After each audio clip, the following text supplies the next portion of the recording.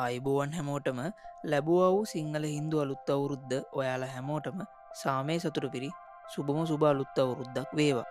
ඉතින් අද අපි හදන්නේ අවුරුදු කෑම්මේසට නැතිවුම් බැරි වෙච්ච සිංහල අච්චාරුවක්. එදා කාලේ ඉඳන් අපේ කෑම්මේස රසවත් කරන්න එක්කුණ මේ අච්චාරුව හදන්න බොහොම පොඩි අමුද්‍රව්‍ය ප්‍රමාණයක් තමයි අපිට අවශ්‍ය වෙන්නේ. සුද්ධ කරගත් රතුළු සිහින්ව කපාගත් කැරට්, සිහින්ව කපාගත් අමුගස් ලැබු අවුමිරිස් කරල්. ඉතින් අවුමිරිස් කරලේ මෙන්න මෙහෙම කට් එකක් දාගන්න අමතක කරන්න එපා. මේකට අවශ්‍ය කුළුබඩු තමයි අබකුඩු, ගම්බිරිස් කුඩු, ලුණු කුඩු, කහ කුඩු සහ මුරුංග පොත්ත. අවශ්‍ය පදමට විනාකීරි. මුලින්ම නටන වතුර එකට ලුණු ටිකක් අපි එකතු කරගන්නවා. මෙන්න මේ වගේ මේ අමුද්‍රව්‍ය ටික නටන වතුර එකට දාලා හරිම ස්වල්ප වේලාවක් තම්බලා ඉක්මනින්ම ඉවත් කරගන්න ඕනේ.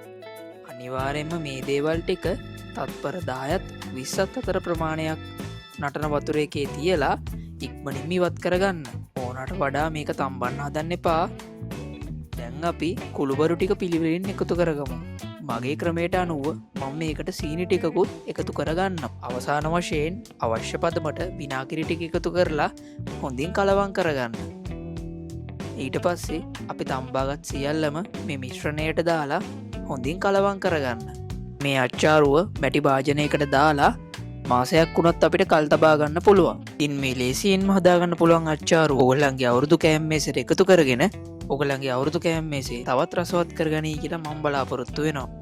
එහෙනම් තවත් ලස්සන වීඩියෝ එකකින් ආයෙ හමු වෙමු. එතකම් පරිස්සමට ඉන්න.